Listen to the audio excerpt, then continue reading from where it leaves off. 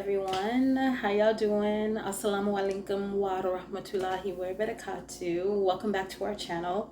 Today's video is all about achieving balance and the roles we play in life, especially for all the parents out there, whether you're a mother, wife, daughter, sister, friend, or coworker. Striking that effective balance is crucial. Now, we are going to discuss today part 3. And if you haven't seen the other 2 parts of this series, go ahead and go back into my channel and go down the list. You will see part 1 and part 2 is there for you to view. So I hope that you guys have really been enjoying this particular series. I'm doing things a little bit different over here on my channel. Certainly would love for you to join the family. Please don't forget to like, share, and subscribe so that you never miss an upload from me. I am doing my best to become more consistent, especially in this last part of the year. It's been really busy for me all through the summer. I moved to a whole different state, so I hope that you guys continue to come back and just follow my channel. Please join the family. Again, like, share, and subscribe, and hit the notification bell. Let's get into this series, part 3, about how we are going to level up this year, right? We are in the last quarter of the year, and before we go into the new year, I feel like we should go into the new year with a different mindset and some tools that will help us to be better parents. So the next section, I do want to discuss quiet moments, right? And give your children the opportunity to be children. Encourage creativity and imaginative play. Meditation and prayer are fantastic tools to teach them about mindfulness and delayed gratification. Absolutely, as a parent, I can't stress enough how imperative it is to allow our children and young adults to have quiet, reflective moments in their daily routines. These moments of stillness and introspection are not just nice to have, right? They are absolutely essential for their overall well-being and development. So let's discuss number 1, emotional well-being. Just like adults, our kids experience a wide range of emotions every day. These quiet moments provide a safe space for them to process those feelings. It's a time for them to identify what they're feeling and why they're feeling it, which is crucial for emotional intelligence. Okay. And I think that it's very, very necessary for us to even have those quiet, reflective moments ourselves as parents, to really sift through our thoughts and our feelings and things that we go through on a daily basis. Because, I don't know about you guys, but I'm constantly moving and, reevaluating the day throughout the day, especially when I'm like at work. I sit there sometimes when I have a quiet moment in between my clients, and I reflect on maybe something that I said or something that I did earlier that morning with my kids. Maybe I need to show more patience. And having those reflective moments, even as a Muslim, Allah subhanahu wa ta'ala encourages us to do that, to be still and to reflect on his words. When we read the Quran, reflect on our habits, where we need to level up and change. Maybe we want to implement new positive habits for ourselves, and that reflective time gives us the space that we need to even get into our childlike bag, right? I think that going back to tapping into your inner child is very healthy and very good for the mind, body, and the spirit, because it allows you to be playful with yourself.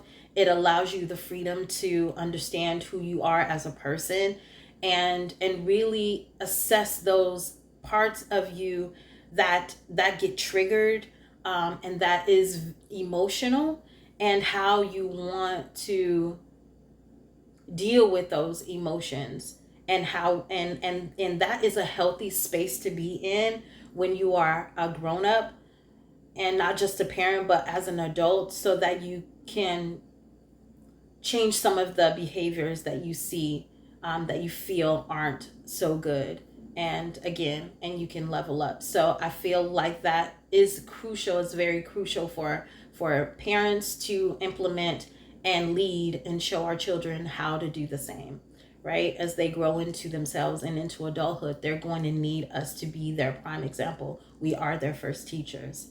So number 2 is stress reduction. Life can get busy, like I talked about, right before. Life can get busy and overwhelming, even for children. By incorporating quiet moments, we give them a chance to pause and reset. It's like hitting a mental reset button. They can breathe, right? Relax and let go of stressors, which is crucial for their mental health. Sometimes they don't always want to talk about it, and giving them the space to say, hey, let's just, us both together in this space, on this prayer mat, on this yoga mat, let's just sit here and let's sit with ourselves and feel all of those feelings, right? And just breathe and inhale and exhale. And then let's talk about it. Let's discuss how you feel and why you feel that, right? And don't judge. Make it a no judgment zone so that your children can learn to trust you. Number 3 is self-discovery. These moments allow our kids to get to know themselves better. They can explore their thoughts, interests, and even their fears. Self-discovery builds self-awareness and self-esteem, helping them become more confident individuals. They'll become more confident with themselves, and they'll have more confidence in you, trusting you as their person, right? Their special person, their loving, unconditionally loving parent that is non-judgmental.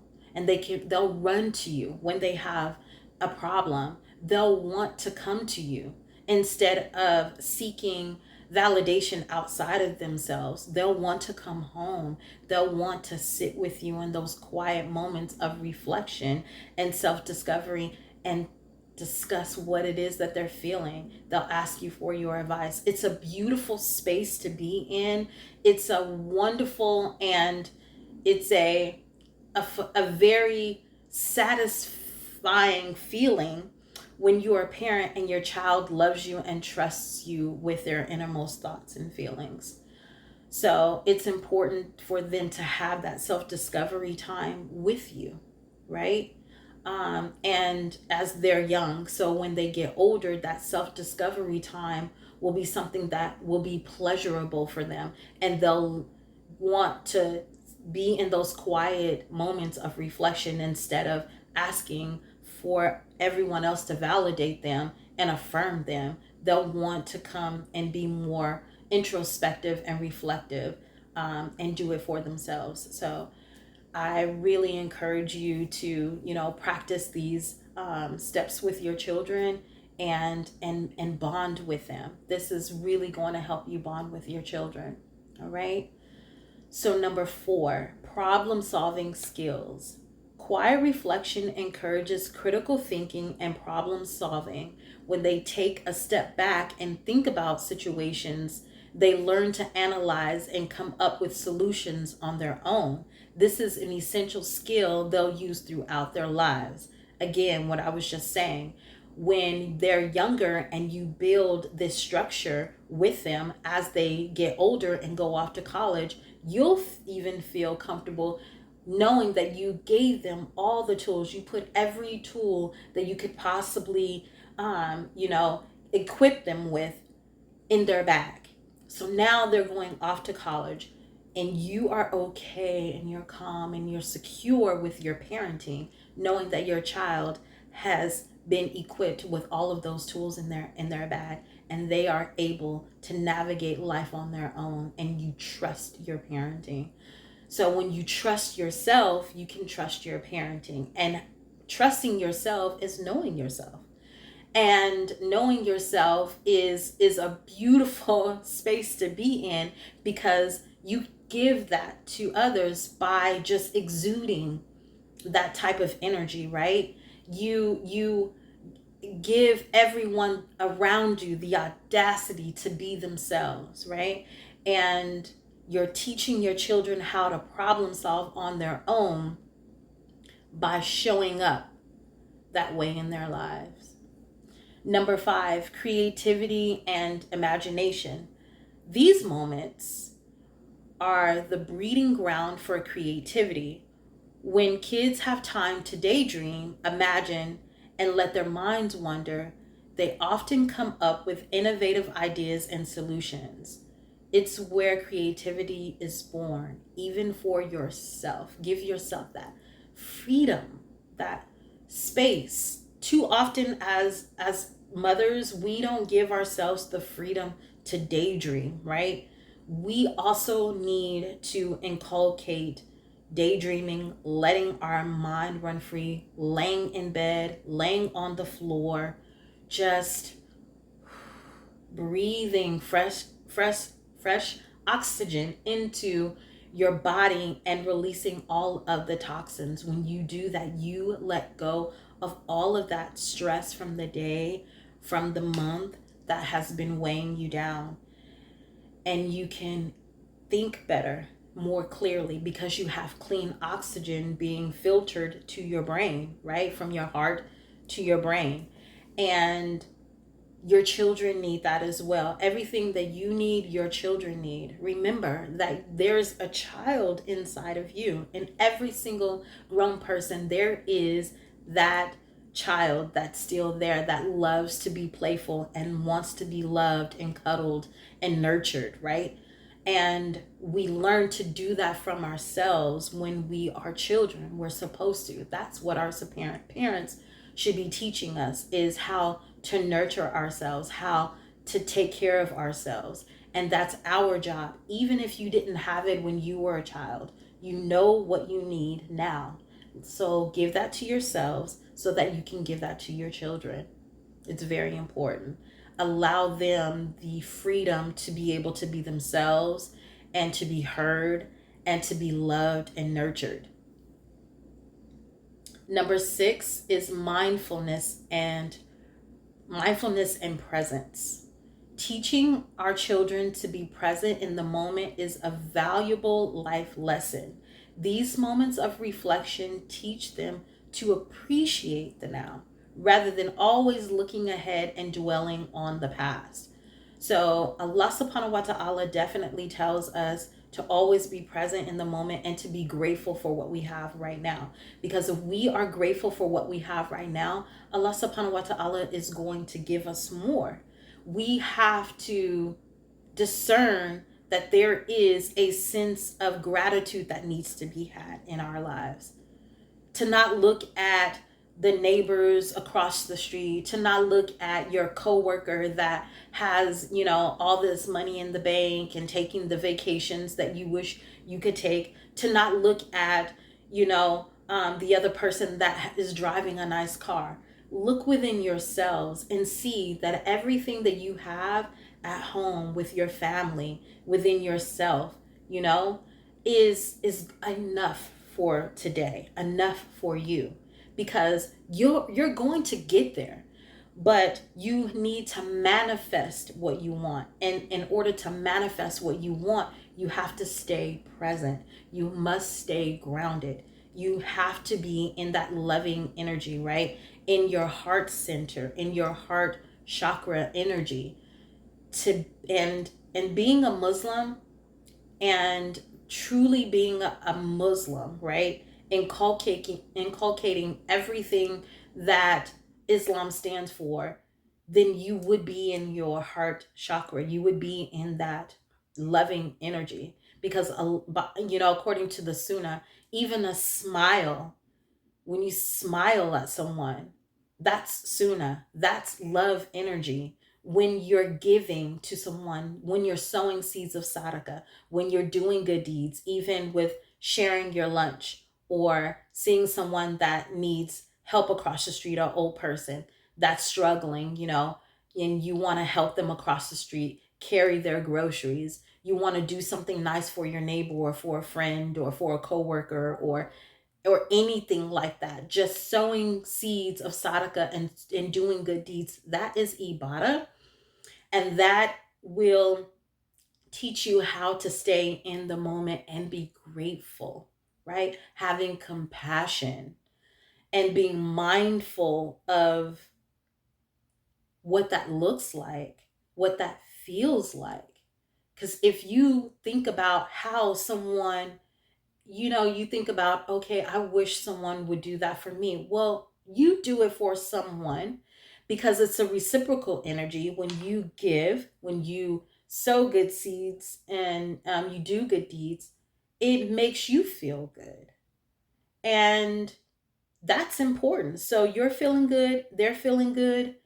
And I feel like the weight of the lower vibrational energy is being lifted when we all collectively, right, as human beings, sow good seeds. And being mindful and present helps us to consistently sow good seeds of sadaqah, and give ibadah all the time.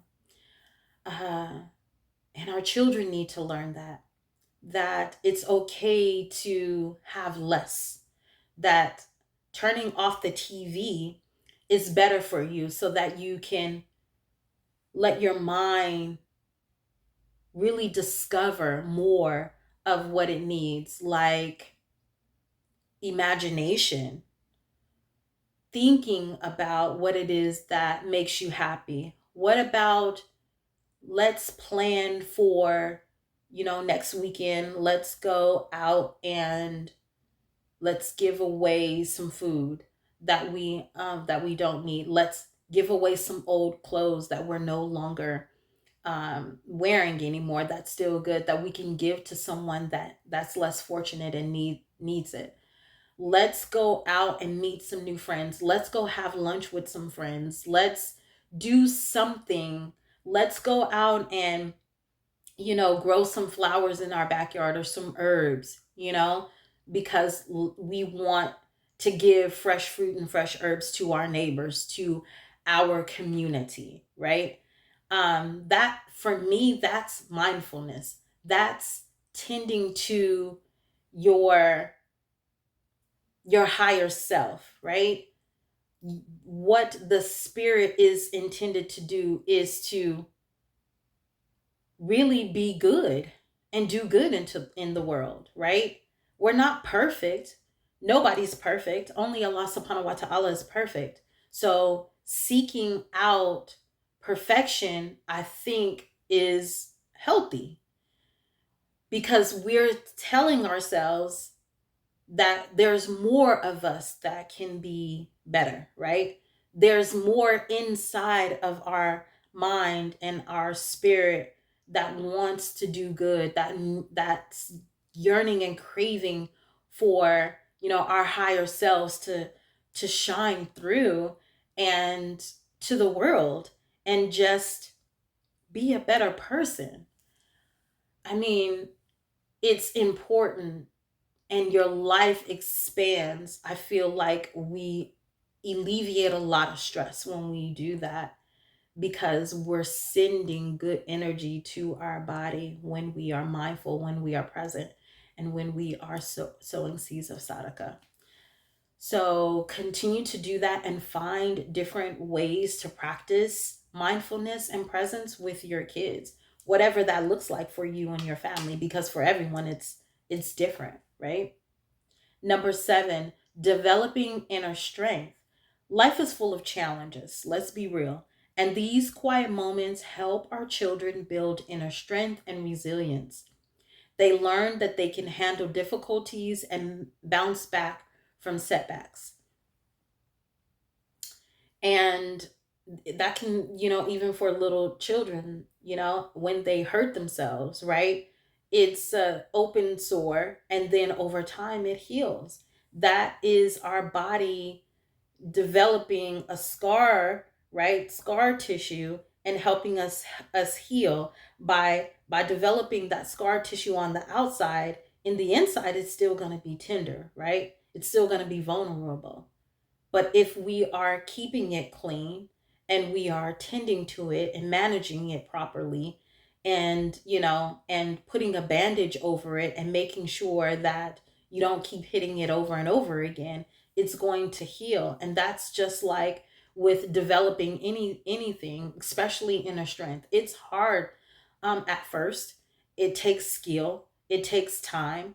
But when you allow yourself to inculcate all the things that we discussed before: mindfulness, presence, problem solving, self discovery, stress reduction, emotional well being, then we can get to developing that inner strength within us, because we have learned levels of love, of self love, and we can be resilient um, when it comes to building up that strength. It's okay to cry.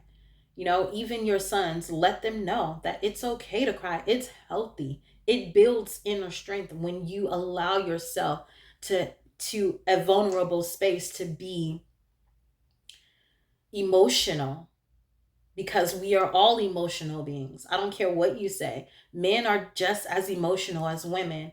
Women are can be more emotional because we are the more nurturing and the more sensitive and sweet.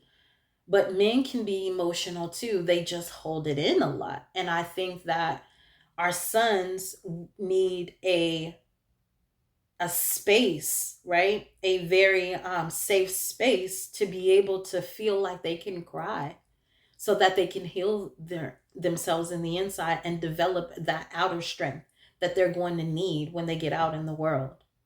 Number 8, improved focus and connection. I'm sorry, improved focus and concentration. In today's world of constant distractions, these moments help improve their ability to concentrate. They learn to focus on a single task, which is essential for their academic and personal success. So, what do you guys think of when you're wanting to develop and improve focus and concentration? What does that look like for you? What are your goals? What are the steps that you take to attract more focus and concentration in your life? To eliminate distraction, right? To be able to focus and concentrate, you need to eliminate distraction. And part of eliminating that distraction is turning off the TV, turning off the cell phones, putting them away when it's dinner time. That's one thing that I do, that I've been doing, is taking my cell phone and putting it away when I sit down and have dinner with my kids. Lately, I've even been telling them no talking during dinner time. Let's just relax and eat. Eat our food, focus on what's good for our body and nutritional.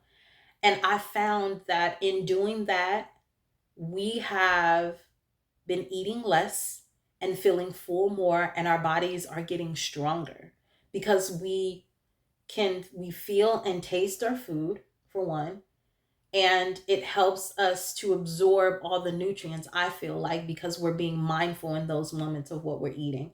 So we're not just putting stuff in our mouth and talking and being distracted and, talking about everything that went on through the day or what we're looking forward to in the future. We're actually seeing our food, eating our food, we're putting it in our mouths, we're tasting it, we're, all of the senses, right? All of those senses, when it comes to feeling, tasting, touching, seeing, we are utilizing that. And so we are eliminating the distraction of nutrition, outside of nutrition. And in return, that's been helping us to eat less and feel full faster, and getting a better night's sleep as well. Our stomach hasn't been hurting. And we've also been focusing on eating the right kinds of foods for our body. So, improving our focus just even on that alone, on what's good for our body, how we feel, how our body feels. We've been focusing on how our body feels when we eat and the kinds of foods that we eat. When it comes to concentration, it's me telling my children, do one thing at a time and do it well, right? Concentrate on that one thing that you're doing, whether it's spelling words, math problems, um, cleaning up your room. Dedicate yourself to concentration and being, you know, proactive with getting it all done, not just trying to hurry up and do something and then, and be done with it. Really putting effort and intention into what you're doing. So, improving the focus and the concentration on a daily basis on one thing at a time, instead of having your mind all over the place in all these many areas while you're doing something. You're not really focusing on that. You're just going through the motions because your body is it's a machine, right? And once you teach it something, it's like on autopilot, you know? And I don't think that it's necessarily good to just be on autopilot. We should actually be focusing on what we are doing and putting intention into it, right? Love into it, care, and dedicating ourselves to what we say that we love. And even if you don't love it, because not everybody loves chores, right? But if you are focused and concentrating on it, you're going to do a really good job. And you're not going to have to go back and redo it again because you did it right the first time, because you were focused and you gave it concentration and attention. Number 9, better decision making. When our children have time to reflect, they make better decisions. They can weigh the pros and cons, consider their values, and make choices that align with their true selves. So, in teaching them how to focus and concentrate and problem solve with the mindfulness, they'll make better decisions. Again, you'll be able to trust your parenting and know that when they are not in your presence, they will do the right thing because you gave them all the tools. You taught them and shown them. I know that kids do tell little fibs and stuff for attention. And I think that that should be an eye opener to you if your child is doing that, that your need to give them more attention. There's something that they're missing in your parenting, and you need to focus and have discernment and not just discernment, but that experience that it takes to really sit down and talk to your child about why they're doing that, how they're feeling, why is that showing up in them? What is it that that you need to help them figure out in their emotional state? Because I don't think it's a physical thing. I think it's an emotional thing when they do that because they're looking for attention, right? So give your child the attention that they need, because it's the worst kind of feeling for you to find out that your child is doing something that they shouldn't be doing, saying something that they shouldn't be saying, all because they were seeking attention outside of the home, outside of themselves.